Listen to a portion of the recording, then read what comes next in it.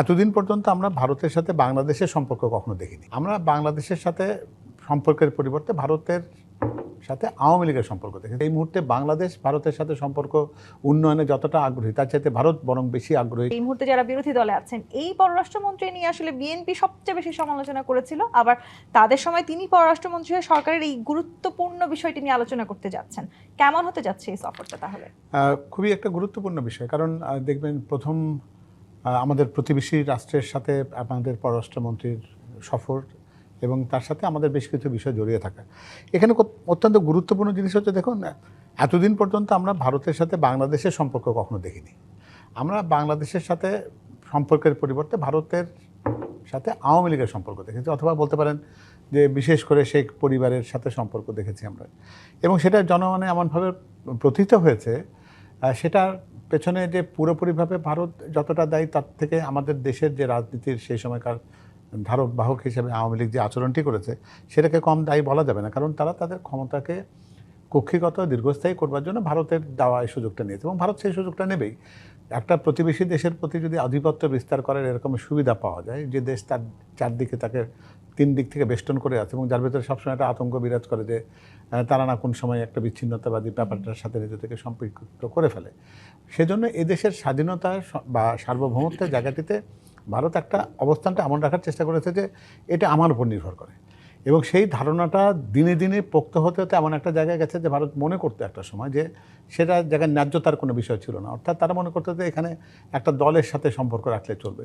এই আমাদের এই আগস্ট অভ্যুত্থান এবং তার পরবর্তীতে যে সম্প্রতি আমাদের ফেব্রুয়ারির যে নির্বাচন, সেটার ভেতর থেকে ভারতের কাছে একটা সুস্পষ্ট বার্তা গেছে যে দেশের জনগণ যে ম্যান্ডেটকে সমর্থন করে সেই ম্যান্ডেটের কোনো জায়গাতে তাবেদারি বা কোনো একটা দেশের সাথে নতজানু পররাষ্ট্র নীতির বিষয়টা নেই। সেটা উপলব্ধি হচ্ছে কীভাবে, আপনারা নিজেরাও দেখবেন যে এই মুহূর্তে বাংলাদেশ ভারতের সাথে সম্পর্ক উন্নয়নে যতটা আগ্রহী তার চাইতে ভারত বরং বেশি আগ্রহী। কী জন্য?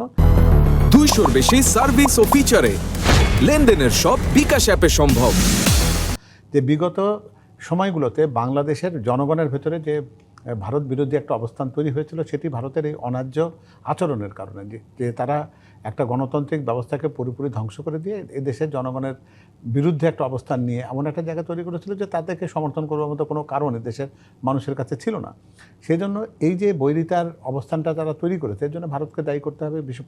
বিষয়টা এই কারণেই যে সেটা হচ্ছে একটা বড় রাষ্ট্র হিসেবে তার পররাষ্ট্রনীতিতে এই অদূরদর্শিতা আমার মনে হয় যে তাদেরকে খুব বেশি একটা সুখকর জায়গায় নেয়নি। এবং তারা যদি সত্যিকার অর্থে সেই আত্মবিশ্লেষণের জায়গায় যায় যে গত 17টি বছর বা 3টি নির্বাচনকে তারা পৃষ্ঠপোষকতা দিয়ে এদেশের জনগণের মনের থেকে দূরে চলে যাওয়ার যে ভুল সিদ্ধান্তটি তারা নিয়েছিল, সেটাকে মেরামত করতে গেলে তাদের অনেক বেশি কাজ করতে হবে। কিন্তু সেই জায়গাটিতে আপনি আসলে যেই পরিবারটির সাথে তাদের সম্পর্কের কথা বললেন, কিন্তু আমি যদি সরাসরি বলি, বিগত সময় যিনি প্রধানমন্ত্রী ছিলেন শেখ হাসিনা, তার সাথে আসলে দিল্লির যে সম্পর্ক, সেই সম্পর্ক তো তারা বোধহয় এখন আসলে বজায় রাখছে। তারা এখনো তাকে সর্বোচ্চ গুরুত্ব দিয়ে তার নিরাপত্তা নিশ্চিত করছে। তাকে ফিরিয়ে নিয়ে আসার ক্ষেত্রে তাদের পক্ষ থেকে এখনো পর্যন্ত আমরা কোনো মন্তব্য পাইনি। অ্যাকচুয়ালি এই জায়গাটাতে আপনাকে কিন্তু এটা কোনো কোনো ক্ষেত্রে হয় কি যে মনে হচ্ছে যে একটা এত বড় একটা কৃতজ্ঞতার দায় বোধহয় একটা আছে, যে ব্যক্তি তাদেরকে দীর্ঘদিন ধরে এত বড় একটা সেবা দিয়েছেন তার প্রতি বোধহয় তাদের খুব বেশি বিরূপ হওয়ার আগে চিন্তা করতে হচ্ছে যে এটা করব কি করব না। আমরা এরকম দেখেছি আর কি,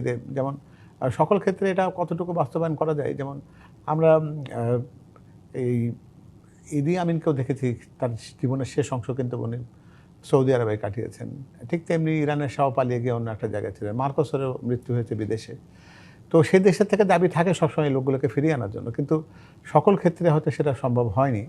এক্ষেত্রে ভারতকে একটা সদিচ্ছার পরিচয় দিতে হবে, কারণ আমাদের দেশে বন্দি প্রত্যার্পণ যে চুক্তিটা রয়েছে, সেই চুক্তির মধ্যে আবার কিছু কিছু জায়গা আছে, সেখানে আবার বলা আছে যে যদি এরকম বিচারের প্রক্রিয়াতে তার জীবন আশঙ্কার একটা কোনো ব্যাপার যদি থাকে, তাহলে সেটা তাদের নিজেদের ব্যক্তির কাছে যায়।